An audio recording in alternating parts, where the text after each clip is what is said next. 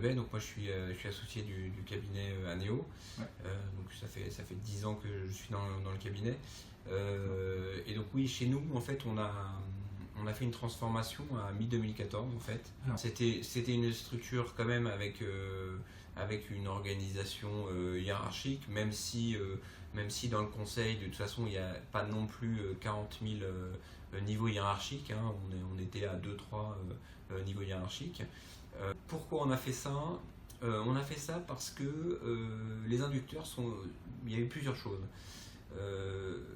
Une croissance organique qui était en baisse, manque de transversalité comme je vous l'ai exposé là, un turnover important, et puis une perte de connaissances, donc le manque de transversalité, et voilà. Et donc en fait, oui, et puis la qualité aussi, la qualité qui n'était pas au rendez-vous, et pour la première fois en cette année 2013, on perdait des clients. On perdait des clients parce qu'on n'avait pas la qualité. Donc du coup, c'est là que notre PDG, Pierre Synodinos, s'est dit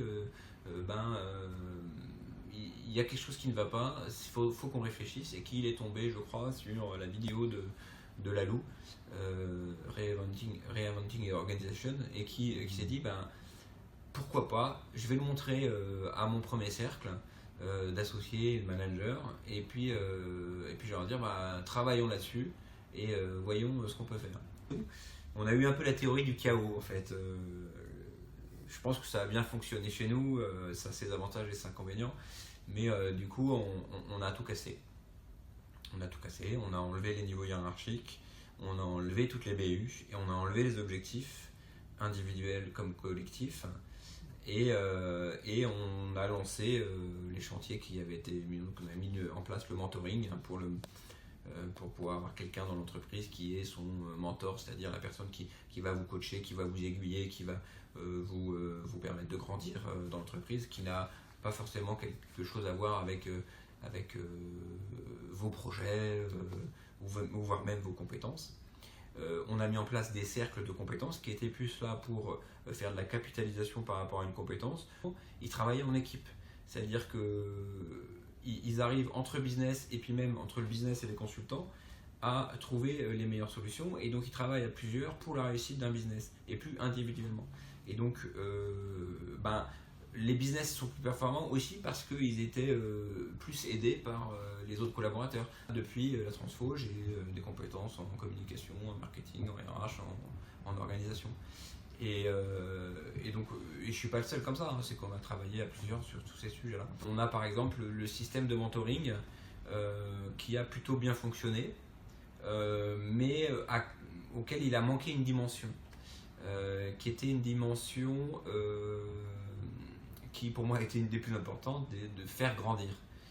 Proposer une gestion de carrière et faire grandir le collaborateur.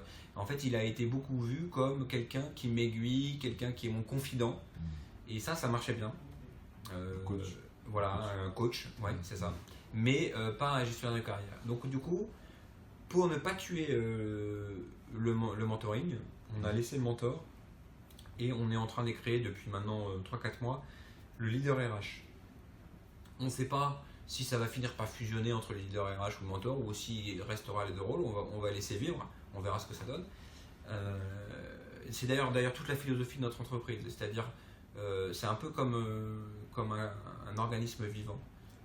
Vous avez des cellules, il y a des cellules qui meurent et il y a des cellules qui continuent à vivre. D'ailleurs, aujourd'hui, on fait du conseil en innovation managériale, et donc après avoir fait ça chez nous, on conseille d'ailleurs des structures pour passer dans ce type de modèle-là, et on les conseille de faire pas forcément comme nous. Et en général d'ailleurs, on n'a pas de recette toute faite. En fait, on part de la culture de l'entreprise, on part des inputs de l'enjeu exact que peut avoir l'entreprise. Ça peut être un enjeu de vision, ça peut être un enjeu managérial. Les enjeux peuvent être assez différents.